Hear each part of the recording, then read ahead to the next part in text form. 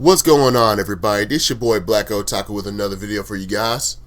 To pick up where we left off with slide 5, plot if I wrote it. We were right as Penelope was walking past a mirror to reveal the dark, shadowy figure in the reflection. Before anyone asks, yes, it's Neela. You're probably wondering, how did she get possessed by Neela? Well, I'll tell you. Well, it happened about a good month or two before the events of Slide 4, when she was still with Bentley. Bentley asked her to go retrieve something out of another part of the lab. Well, she got a little distracted by looking at the old showcase of how many adventures they'd been on. Well, Sly and the gang had been on. And they saw one small, and we see one small, old, rusted piece, or weared down piece of clockwork.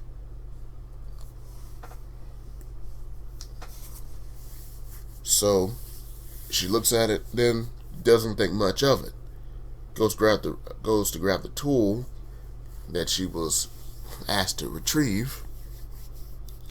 And as she was making her way back to Bentley, she accidentally dropped it, and it broke the showcase, causing everything to fall out.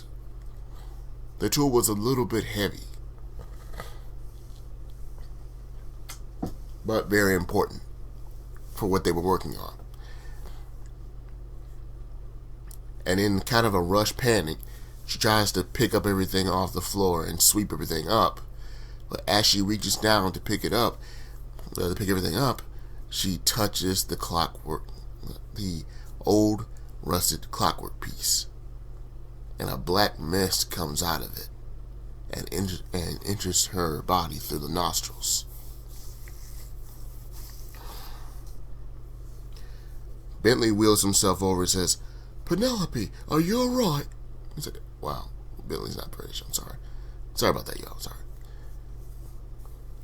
He basically walks over there and asks, well, not walks, but rolls over there to ask if she's okay. She replies, "Fine, never better," in kind of a ominous Cockney accent. Bentley goes, "I'm sorry, what?" Then she switches back to her normal voice, as if nothing happened. They didn't think much of it. They cleaned up the broken glass and everything else that fell out of the showcase.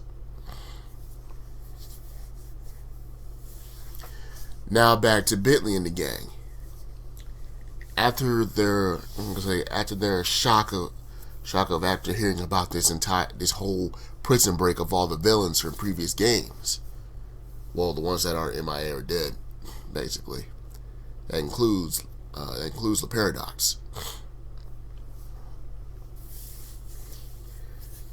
The thing is, the Paradox escaped along with them, except he chose not to join them. He had other matters to attend to. He managed to escape to a whole new location, but we'll come back to him later on. Much later on. Bentley and the gang look at each other with concern, realizing that we got to get Sly back, because Bentley knows that whatever Penelope's got planned, or whoever else is pulling the strings for this, it can't be good, and they know they can't do it without Sly. Carmelita being the cop, being the cop that she usually is, says that she has to leave to investigate a little bit more, because as far as we know, they don't truly know 100% if that was Penelope's doing or not, even though it was.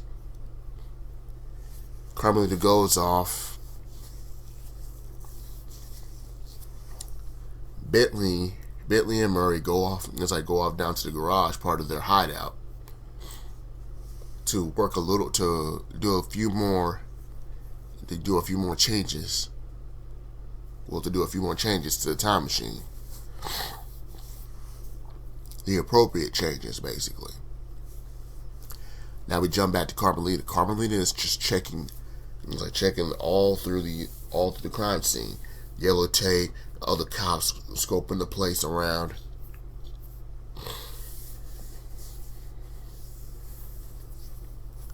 Her chief, the chief is all over, telling everybody to scramble, find any sort of evidence that we can find out who did this, so we can bring them immediately to justice. Make sure they didn't leave any DNA laying around. And that's when it hit Carmelita. Another way to get Sly back. Something that Bentley didn't really thought of, but didn't fully think of. It's like she pulls out her phone. She calls Bentley. Bentley, this is Carmelita. I have an idea, but hear me out. Bentley picks up. Yeah, what is it, Carmelita? We're kind of busy at sorts. We're sort of busy at the moment. And I was like, would you just put your tools down and listen for a second? I was like, hey, y'all tried using DNA the DNA tracker to find Sly. Bentley replied, yes, but I guess we couldn't really find anything. It didn't really do much of an effect. Carmelita then asked, what if you had a bigger source of DNA, or a bigger amount of the DNA? Would you be able to find him? It's like Bentley says it's significantly possible. He goes on with his smart guy little lectures for like a few seconds. If we grab this, we grab that, and if we use this or the cerebral cortex or whatever, turn the thingamabob. Yeah, y'all know what I mean with the whole smart guy logic thing that he's talking. We'll be able to do this and that. Carmelita agrees, and it's like, but Bentley asks, where are we going to find a big amount of a large amount of Sly's DNA for it to even work? Carmelita says, you let me worry about that. Immediately after they were done scoping the place out, Carmelita heads back to her apartment, grabs everything that Sly has ever touched, owned, or worn, and she stumbles upon a hairbrush and a few combs. Yes, ladies and gentlemen, Sly took pride in his appearance, despite how he may have looked and acted. She basically grabbed all the combs and brushes and took them to Bentley.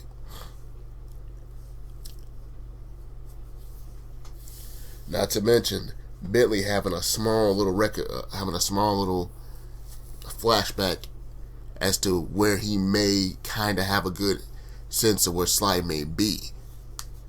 But just in case he was wrong, he used the DNA the DNA scanner. The DNA scanner is going crazy, like absolutely crazy, as in the signal is hot.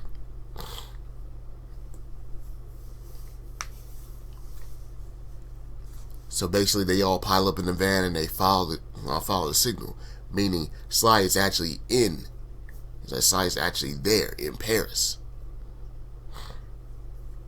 But what they find may not be all what it seems, or not what exactly they were looking for.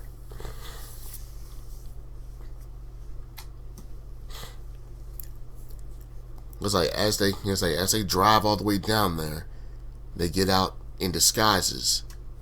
I mean, the whole gang: Dimitri, Panic King, Chain King, with the exclusion of the Guru. We'll get to him later. But anyway, they all hop out the van, go straight. They're following the DNA tracker. Sorry. They follow the DNA tractor into the museum. They follow. They're walking, and it leads to the ancient Egypt exhibit of the museum. As the signal gets hotter and hotter and hotter and hotter, they stop to see a sarcophagus. And everyone's in a panic. They're all gasping, wondering what on earth could have possibly happened. Bentley is in disbelief, thinking, there's no way. It's not possible. They realize they're going to have to open that. They're going to have to open that sarcophagus somehow without tripping the alarms. So Bentley goes off down to the corridor, hacks into the lobby computer, hacks into the security system, cuts off the security beams and every sort of security around it. While Carmelita and Murray reach over, grab the sarcophagus, and pull until they open it. And what they find was devastating. They found a wrapped up mummified Sly. And his clothes, like his actual, modern day clothes, all withered and torn at the very bottom of the sarcophagus.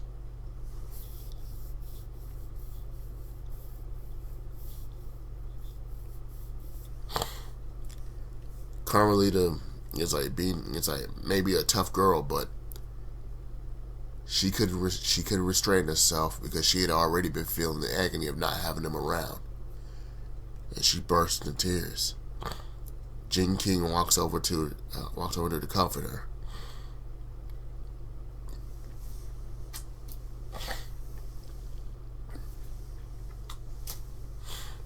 Bentley slowly walks over to see what's all the commotion. He sees Carmelita on the ground, just having a breakdown, just crying. His slow little walk suddenly turns into a run, and he is devastated at the very sight of what he sees. Murray, being the big fella that he is, he didn't cry. He just looked at Bentley, wondering what could have possibly happened. We could have prevented this if we only knew. But then suddenly there's a rush of hope. Panda King and Dimitri speak and say a very valid point. Well, at least you have to understand. At least we know. At least we know where he was. And then Panda King leans over and says, can't we just use some of the bandages as a way to track him? We can put that in the time machine's receptacle and go straight to him. Suddenly Bentley perk up and he goes, by Jove, that I think you guys have got it. That's the greatest thing you two have ever said. And mostly because Bentley was kind of shocked, because he really did not expect that sort of thing for Dimitri. But Panda King, obviously, they pick Carmelita off the floor, dry her tears. They explain their next move. They took some of Sly's old withered clothing, or pretty much what was left of it. Took a few of the bandages off the mummy and snipped it. Being smart, they scraped a little bit of the dust off of the sarcophagus from the inside. Put it on a small little bag, and they took it back to the hideout. Everyone was gearing up for the next move. The next move was to find Sly. At any means necessary. Meanwhile, we go back to Penelope and all the other villains that escaped. Basically, Penelope puts them all on search and destroy missions, pretty much. She tells them that they need to find certain metals and alloys in certain places, that certain museums and certain gyms in certain areas in these big cities. Basically, she paired two villains together and sent them off to each little city or country throughout the world. The deal was for them is for the deal between Penelope and the rest of the gang, and the rest of her villain squad, her Suicide Squad, I guess, in a way, was you find what I'm looking for, and you get the rule. I give you the minions. I give you the minions to rule your particular section that you just your territory, basically.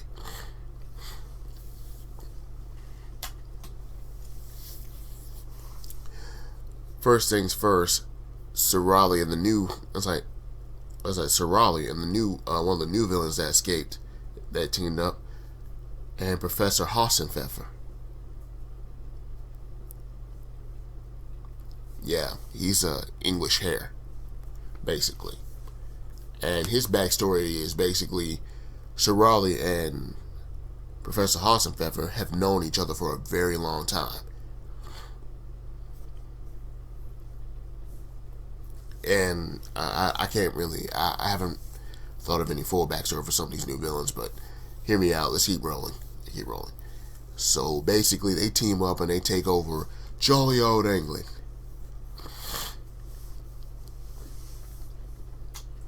Basically, running amok, having all these enforcers all over the city. Basically, a good portion of England that's big enough for a slide map, basically. Next, we got Mugshot and Octavio taking over New York, boy. Basically. Now, the reason why, you're probably wondering why am I pairing these villains? Because some of them actually have something in common with one another, or they would actually make a pretty solid combination, and it would make it pretty difficult for Sly and the Gang to actually beat them. Now, but there's a specific reason why I got these two together. Mugshot, okay, let's see. Mugshot and Octavio are taking over New York because they're both gangsters. Old school and new school, basically. Octavio is basically the Godfather type of gangster that Mugshot looked up to, basically, and how he kind of modeled himself after. So basically, he has a lot of respect for Octavio. Like, we're gonna try to show a side of Mugshot we've never seen, because we never dig really deep into his character before, along with Octavio. Basically, Octavio may be old, but he still got them hands. In other words, he's pretty much just showing Mugshot the ropes of how to run shit, basically. Like a real gangster.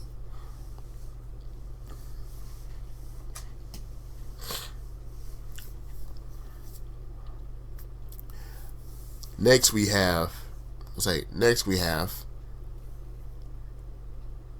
Ms. Ruby and the Contessa taking over Mexico.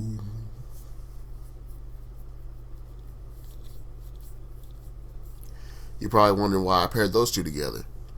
They're both very creepy. They both dabble in the supernatural. So basically, one can control zombies while one can pretty much perform hypnosis. So basically, they pretty much hypnotize the entire populace in one section of Mexico. And it just so happens to be right around the time of Dia de los Muertos. Sorry if I butcher that. But if I'm not mistaken, the Day of the Dead festival, basically. Basically, the whole levelscape would be sugar skulls and basically think Tijuana and Cancun fused together with a few sugar skulls everywhere, while you see zombies as the guards walking around. and some of them wield voodoo. They have the hoodoo that you do with the voodoo, basically. And everybody's zombies, so they smell like doo doo. I'm sorry, let me keep going. So basically, we have that for there, and then we have then we have the Grizz and Miss Decibel teaming up. They both have something to do with a little bit of music. So basically, but my thing is, let's change the Grizz into get somebody to do their best or worst impression of Kanye West, and change Miss Decibel's voice actress to what was her name? I know she voices Garnet from Steven Universe, if I'm not mistaken. Estelle, I think that's her name. Yeah, Estelle, I think. Correct me in the comment section. It's been a while. Sorry. But anyway, though, I was thinking the whole American boy sort of, vibe, and maybe have a whole bunch of gangster guards walking around, like Bloods and Crips, like except they're not gonna be wearing like red or blue. They're gonna be wearing purple, basically, because it's like a combination of the guards, basically, a combination of the two gangs, basically, and how deadly they are. Plus, I mostly want to do it not L.A. I want to put it in Compton, something like that,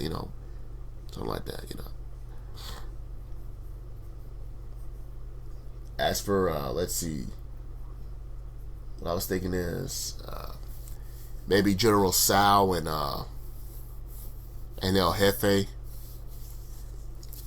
They'll be teamed up together in China.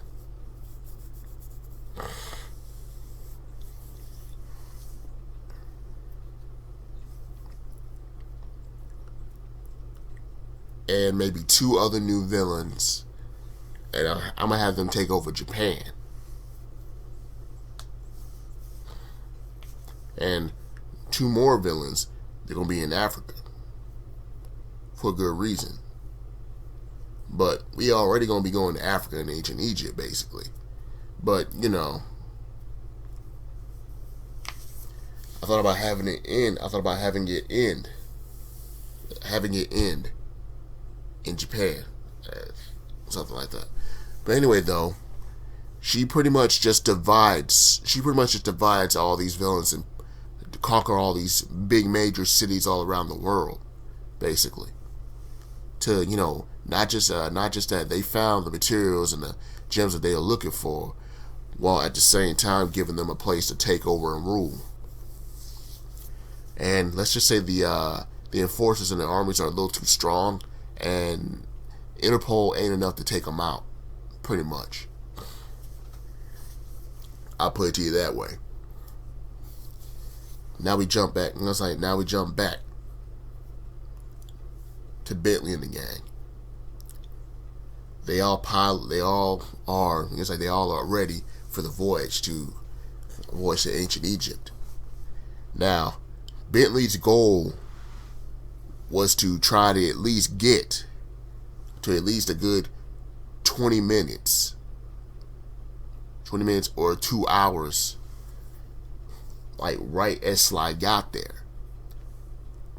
But unfortunately, they jumped the gun, and they got there 2 years after Sly got there, or at least a year, which is enough time for Sly to receive training to learn his own signature move, basically, from Slayton Common.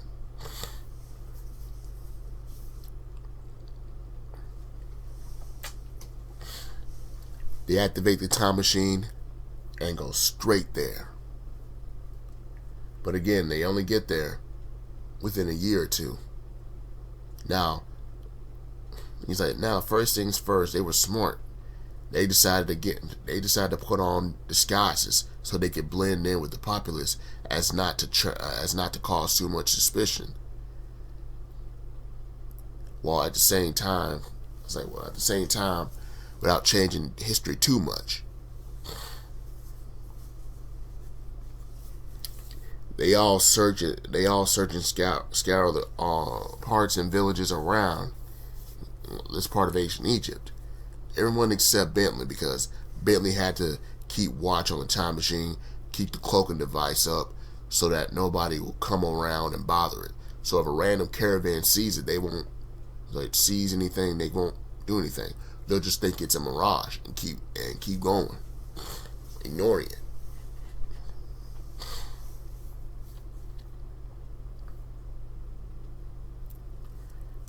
They're going around doing doing recon, asking locals had they seen Sly. No, well, they don't come out and say they seen Sly. Have they seen Sly? They're asking, had they seen a young raccoon walking around here, or have there been any thefts going around in their area? And some answered, but they couldn't really give a good description of who it was. And Carmelita is like, poor Carmelita. As she was walking in her Egyptian attire and disguise, she happens to bump into one of the royal guards, which is not good. The royal guard asked her, what is she doing outside of the palace? And Carmelita kind of catches an attitude. So the royal guard grabs her and tries to walk her back to the palace. But just as it was happening, Sly was in his attire, where you know who it is, but let's be real, if you've never seen Sly before, you probably wouldn't be able to recognize him pretty much. Sly's literally on top of one of the buildings in Hunt, watching it go down. And he's wondering, is that Carmelita? There's no way that's Carmelita. Well, let's just say Carmelita. I hate to be stereotypical, but when you piss off a Latina and they start speaking in Spanish in an angry way, pretty much that's pretty much what she was doing. She was speaking Spanish, all angry and everything. And then Sly's like, yep, that's Carmelita. And he's like, wait, if Carmelita's here, then that means Bentley and the rest of the gang are here.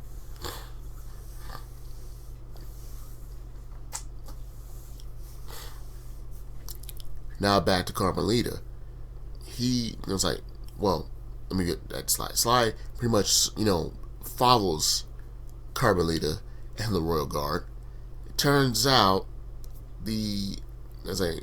when they get inside of the Pharaoh's chambers and everything, there were a few other girls wearing the same attire Carmelita was. Ladies and gentlemen, because I hate to say this, but Carmelita was mistaken for one of the Pharaoh's concubines, or mistresses, if you're wondering. Basically, yeah, it means what it is. If you don't know what a concubine is, look it up. I don't feel like explaining all that. Basically, she got mistaken for a concubine. She realized what that is, and she is furious. The Pharaoh walks into this chamber along with his wife, sits down on his throne, and tells the other girls and the concubines to dance for him, for his entertainment. Now, don't worry, we're not gonna have her dancing and moving her body like a snake, because we got enough of that in Sly 4. I'm not gonna do that to Carmelita. Sly is literally it's like at the very top of the Pharaoh's chamber, out of sight. And he's wondering, how on earth am I going to get her out of there? Now, Sly does something that is extremely drastic that nobody would have ever seen him do. Like, seriously, he does something so out of character that he was willing to do anything for Carmelita. That's how much he loved Carmelita. Sly jumped down from where he was, landed perfectly. The queen looks over and goes, "What in the world?" Then Sly sprints really fast and grabs the pharaoh's scepter and dips. The pharaoh is distracted for a second and goes, "Stop him! Stop that thief! Seize him!" That, whatever pharaohs would say, basically. So the pharaoh and the queen, they're chasing after her along with the guards. They're chasing after Sly. Sly, zigging and zagging, trying to avoid being captured. It had just dawned on Carmelita that was Sly. She reaches for her earpiece and reports back to Billy that they found. That she thinks she found Sly.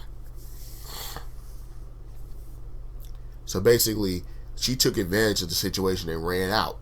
Ran out through the front, and it was through the front entrance, which was kind of foolish. One of the lead guards saw her trying to run out and chases after her.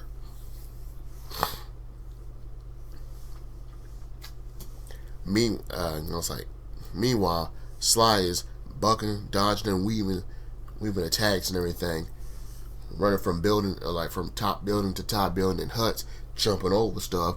By the way, I thought about, like I said, they should implement a parkour system, a cool parkour system, basically, where he's running, flipping, running side walls, flipping over barrels and stuff like that, and running. Sly was free running, he was doing his thing, basically. Till it leads him to the edge of one of the roofs. He had nowhere else to jump but down. He sees a water barrel. He jumps off, lands inside the water barrel, and holds his breath. The guards also jump down. Jump down. One of them lands on the other. One of them says, "Hey, thanks for breaking my fall." The other guard that he was on top of says, "Man, just get off me, dude." Well, not dude. He's like, "Get off of me," basically. And then they look around, and they walk away from where Sly was hiding in. They then stumble upon Carmelita along with two other guards. They were in the same alley. Carmelita ran in the same alley as Sly was. So Sly jumps out of the barrel, drops himself off really quick, and he gets to showcase his new ability.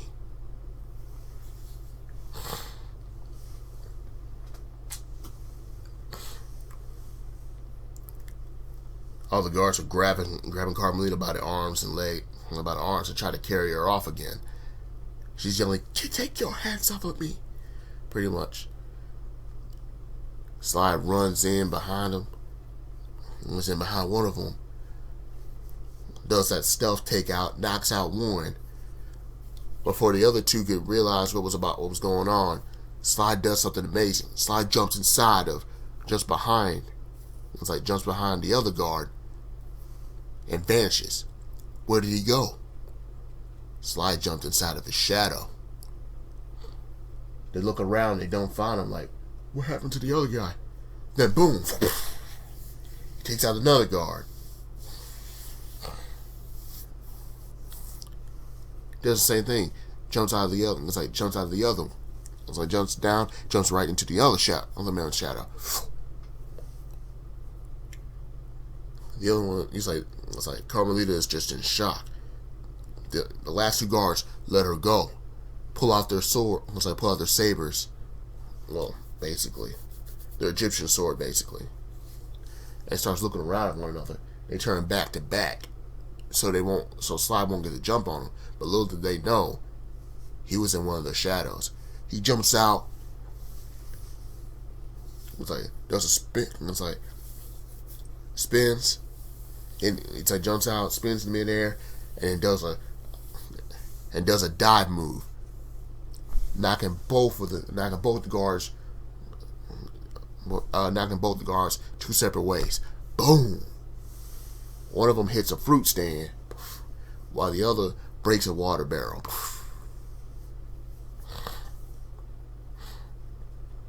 One of them gets back up and tries to attack Sly.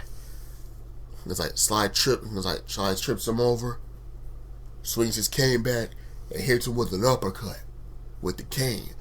Bam! He's gone. The other one runs up.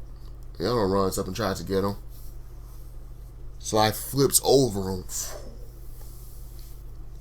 trips him up, and does something I never thought he would do with a cane, and that Carmelita never thought he would do. Carmelita is looking down with awe as to how swift and easily he's taking these big old guards out. Sly swings his cane and smacks the last guard in the throat, knocking him the fuck out, and he's gone.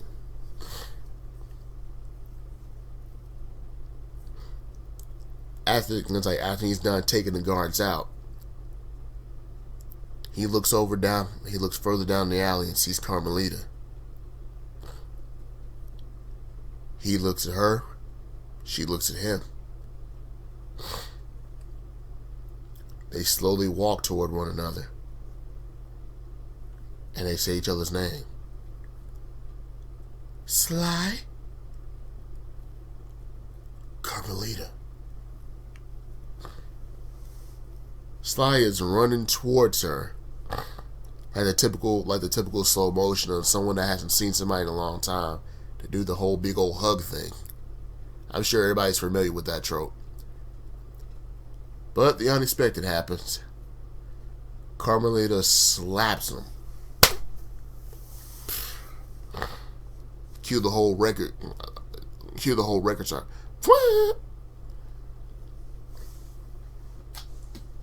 Sly goes, "Ow! What was that for, Carmelita?" "That's for not coming back." "What?" Then Carmelita grabs him by the collar and pulls him in for a kiss. She's really just letting him know that she misses him. And they stay kissing. The rest of the gang slowly walks down the same alley and figures out that it's Sly. And they're all happy, high-fiving, hugging him, glad to see him, and everything. Bentley gets word of where they are, and pretty much gets out and cloaks the entire hideout, or the makeshift hideout that they made outside of the village, and gets over there. Then goes over to where they are for that big reunion between the big three, the main three members of the Sly gang, basically, the Cooper gang. Sorry. After that. It's like after those three hug it out from not seeing each other for so long, Carmelita grabs Sly again and kisses him still.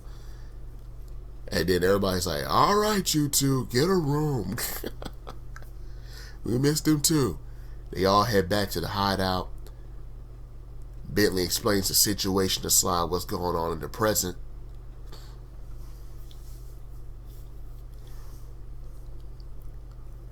Then Sly says to follow him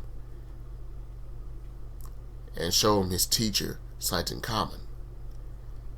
But what happened to the Pharaoh's scepter? Sly was still carrying it. Sights in Common pretty much points that out, like, "What have you done?" It's like, well, the thing is that's the thing though.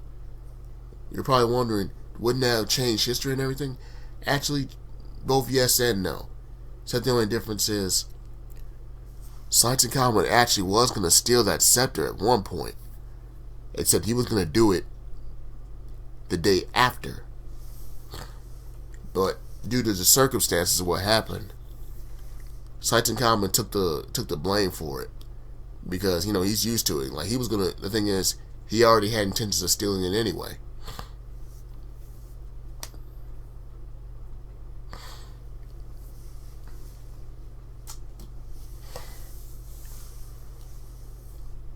Well, he was gonna steal that and another gem, but little does everybody know, his next heist, Slayton Common's next heist, was actually the heist that caused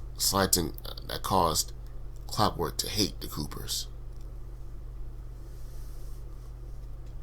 If you want to know more about that, you have to wait and see until next time for part 4. I just want to thank everybody for watching. Let me know what you guys think in the comment section. Should I keep going? I know I rambled on a bit, but I'm trying to keep the story consistent and everything. I'm still writing it and everything as we're going. Like I said, should I keep going or should I just stop right here and just not write anymore, do anymore? But let's have a full-on discussion. What do y'all really think? I just want to say, like, comment, subscribe, and I'm out. Peace.